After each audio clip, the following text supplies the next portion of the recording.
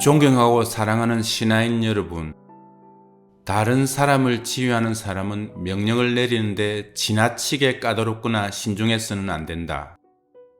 까다로움도 신중함도 지나치면 해롭다. 사람을 대함에 있어 아랫사람보다 윗사람이 항상 신중하고 겸손하며 존중감으로 팀원을 대해야 한다. 이번 6개차는 리더가 가져야 할 행동과 말입니다.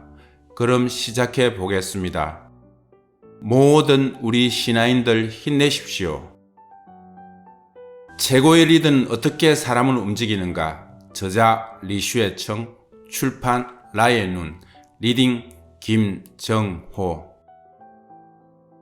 여섯째, 첫째, 욕심을 비우면 그것이 행복이다. 멈출 줄 아는 것도 용기다. 만족할 줄 모르는 것보다 더 큰 화는 없고 욕심내어 얻으려 하는 것보다 더 큰 재앙은 없다. 리더는 양보해야 얻을 수 있다는 양보의 철학을 알아야 한다. 권력을 두고 다투는지 양보하는지를 보면 그 리더의 소양뿐 아니라 갈등의 해결 방식을 알 수 있다. 리더라면 권력이 탐할 때 얻을 수 있는 것이 아니라 양보할 때 얻을 수 있는 것임을 알아야 한다. 자신이 가진 것에 만족할 줄 알아야 진정한 즐거움을 누릴 수 있다. 욕망에 사로잡힌 사람은 종종 고통의 늪에 깊이 빠져 헤어나지 못한다. 노자는 만족할 줄 모르는 것보다 더 큰 화는 없고 욕심내어 얻으려 하는 것보다 더 큰 재앙은 없다라고 했다. 이렇듯 탐욕을 자제하며 분에 넘치는 욕심을 피할 때 좋은 리더가 될 수 있다. 공은 남에게, 관은 자신에게, 잘못을 스스로에게 책임질 줄 아는 리더에겐 보다 열심히 일하고 대담하게 창의성을 발휘하는 아랫사람이 있다. 링컨은 죽을 때까지 모든 승리의 공을 부하들에게 돌렸다. 그는 뒤편에 서서 꼭 필요한 지시와 명령만 내렸다. 만약 부하의 방법이 옳으면 가감하게 실행하라고 격려했다. 또한 부하가 정상적인 궤도에서 벗어나면 그 부분에 대해 시정하거나 포기하도록 권했다. 그렇지만 반드시 필요한 경우엔 자신의 권력을 이용해 잘못된 일을 거부했다. 어떤 일이든 그의 목표는 부하들이 이 일은 우리가 완수했어 라고 말할 수 있게 하는 것이었다. 명예는 부하에게 돌리고 책임은 자신이 지는 것은 리더십의 중요한 규칙이다. 이런 리더 아래에서 아래 사람들은 마음의 부담을 들고 열심히 일할 수 있으며 보다 대담하게 창의성을 발휘한다. 물론 무조건 아래 사람에게 양보하고 무엇을 하든 내버려 둬야 한다는 뜻은 아니다. 어디까지나 분명한 원칙과 규율이 지켜진다는 전제 아래 부하의 노력을 존중해주고 그들이 일할 수 있도록 격려하라는 것이다. 무조건 내버려두고 양보하면 부하들은 더 이상 발전하지 못하고 도태될 것이다. 함부로 남을 미워하지 마라. 사람의 마음은 무력이 아닌 사랑과 관용, 아량으로 정복할 수 있다. 에이브래임 링컨이 그토록 큰 성공을 거둘 수 있었던 이유 중 하나는 큰 그림을 볼 줄 아는 식견과 누구보다 넓은 가슴을 가졌기 때문이다. 대통령 경선 전날 밤 한 하원 의원이 링컨에게 후보에서 물러나라고 요구하며 모욕적인 언사를 사용했다. 링컨 씨, 연설하시기 전에 당신이 구두장이의 아들이란 걸 잊지 말았으면 합니다. 당황스럽고 수치스러운 상황이었지만 링컨은 전혀 개의치 않고 오히려 자랑스럽다는 듯이 대답했다. 제 아버지에 대해 이야기해 주셔서 감사합니다. 아버지는 이미 돌아가셨지만 당신의 충고를 잊지 않겠습니다. 제가 대통령이 되어 아무리 열심히 한다 해도 아버지처럼 잘할 순 없을 겁니다. 제가 알기론 저희 아버지께서 의원님 가족의 신발도 만들어 드렸죠. 만약 신발이 불편하다면 알려주십시오. 제가 다시 수선해 드릴 테니까요. 물론 전 뛰어난 구두장인은 아닙니다만 어려서부터 아버지의 어깨너머로 배운 기술이 있답니다. 또한 링컨은 다른 의원들에게도 말했다. 만약 여러분이 신은 신발 중에도 제 아버지가 만든 게 있다면 수리가 필요할 때 제가 도와드리겠습니다. 다만 전 아버지처럼 뛰어나지는 못합니다. 제 아버지는 누구도 따라갈 수 없는 기술을 가진 분이셨거든요. 그의 말에 감동을 받은 사람들은 너나 할 것 없이 힘찬 박수를 보냈다. 링컨과 함께 대통령 경선 후보로 나왔던 스티븐 더글러스는 당선에 실패한 뒤 기회만 있으면 사람들 앞에서 링컨을 망신 주어야겠다고 작정했다. 한 번은 일부러 이렇게 빈정댔다고 한다. 미스터 링컨, 제가 당신을 처음 알았을 때 당신은 잡화점 주인이었죠. 엄청나게 쌓여있는 물건들 속에서 시가와 위스키를 팔았죠. 그때 참 괜찮은 대접을 받았는데. 링컨은 더글러스의 말에 조금도 당황하지 않고 대수롭지 않다는 듯 말했다. 더글러스 씨의 말이 옳습니다. 저는 잡화점에서 목화솜도 팔고 양초나 시가도 팔았죠. 물론 위스키도 팔았고요. 제 기억에 미스터 더글러스는 저희 가게의 우수 고객이었습니다. 계산대 바깥엔 미스터 더글러스 씨가, 안쪽엔 제가 있었죠. 링컨은 피식 웃으며 미소를 지으며 말을 이었다. 하지만 이제는 달라졌죠. 저는 일찌감치 계산대를 떠났는데 더글러스 씨는 계속 계산대에 남아있군요. 링컨의 이 재치 있는 말 한마디에 긴장으로 팽팽했던 주변에 웃음이 번졌다.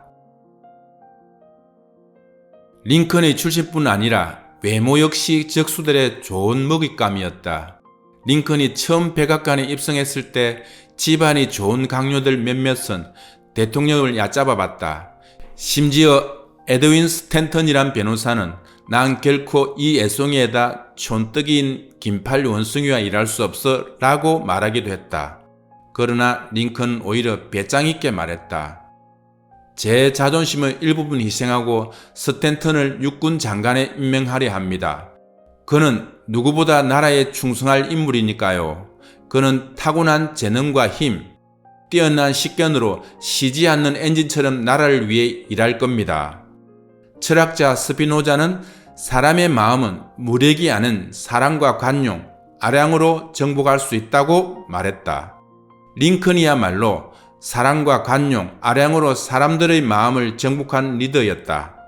사소한 일에 연연하지 않고 큰 그림을 중요하게 생각했던 링컨은 자신의 상대와 미국 국민까지 이롭게 했다. 이는 실로 지혜로운 처세법이라 할 수 있다. 리더에게 전체적인 정세를 살필 줄 아는 능력은 중요한 담보이자 현명한 처세법 가운데 하나다. 리더는 개인의 이익보다는 국가 혹은 조직의 이익을, 눈앞의 이익보다는 장기적인 이익을, 작은 원칙보다는 근본적인 원칙을 고려해야 한다. 권력을 제대로 사용하는 방법. 누가 우리에게 권력을 주었는가? 바로 국민이다. 푸틴은 한 러시아 노배우의 열렬한 팬이었다. 그는 노배우의 생일을 축하해주기 위해 그가 머무는 휴양촌으로 직접 차를 몰고 갔다. 그날은 59살의 경비원 사마렌이 휴양촌 입구를 지키고 있었다. 그는 안으로 들어가려는 차의 운전자들에게 일일이 신분증을 확인하고 있었는데 정부 소속의 번호판을 단 차가 한 대 들어왔다. 사마렌은 그냥 통과시킬 생각이 없었다. 운전자에게 차에서 내려 신분증을 제시하라고 했다. 훗날 사마렌은 그날을 떠올리며 이렇게 말했다. 물론 번호판을 봤죠. 하지만 난 규정에 따라 누구든 휴양촌에 들어가려면 조사를 받아야 한다고 생각했어요. 그래서 운전자에게 내려서 신분증을 제시해 달라고 했죠. 그런데 내 눈을 믿을 수가 없더라고요. 푸틴 대통령이 미소를 지으며 내게 신분증을 건네지 뭐예요. 만약 푸틴이 스스로 대통령임을 밝히고 오늘 그곳을 방문하겠다고 알렸다면 경비원은 물론 노배우가 문이교까지 마중을 나왔을 것이다. 그러나 푸틴은 그렇게 하지 않았다. 그는 경비원에게 제지를 당했을 때 소리칠 수도 있었다. 내 자동차 번호판이 안 보이나? 아니 적어도 차에서 내리지 않고 차 창문을 내린 채 얼굴만 내밀고 말했을 수도 있었다. 내가 누군지 모르겠나? 사실 어떻게 하든 그가 푸틴인 줄 알았다면 경비원은 정성껏 문을 열어줬을 것이다. 그러나 푸틴은 그렇게 하지 않고 경비원의 말대로 순순히 차에서 내렸을 뿐만 아니라 친절하게 신분증을 제시한 뒤 규정대로 휴양촌 안으로 들어갔다. 이것이야말로 리더가 갖춰야 할 바른 됨됨이라 하겠다. 반대의 사례도 있다. 미국의 국무장관이었던 키신저가 예루살렘을 방문했을 때의 일이다. 예루살렘의 매우 독특한 분위기에 핑크스란 술집이 있다는 말을 듣고 중동을 떠나기 이틀 전 직접 전화를 걸어 예약한 것이다. 가게 주인이었던 로스 찰스가 전화를 받자 키신저는 자신이 미국의 국무장관이라며 신분을 밝혔다. 그의 명성을 익히 알고 있던 로스 찰스는 예의를 갖춰 예약을 받았다.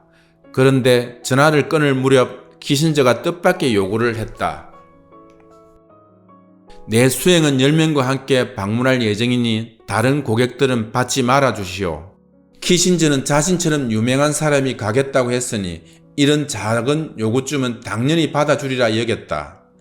그런데 로스 찰스는 그 요구에 굉장히 곤란해하며 키신저가 상상도 못한 답변을 했다.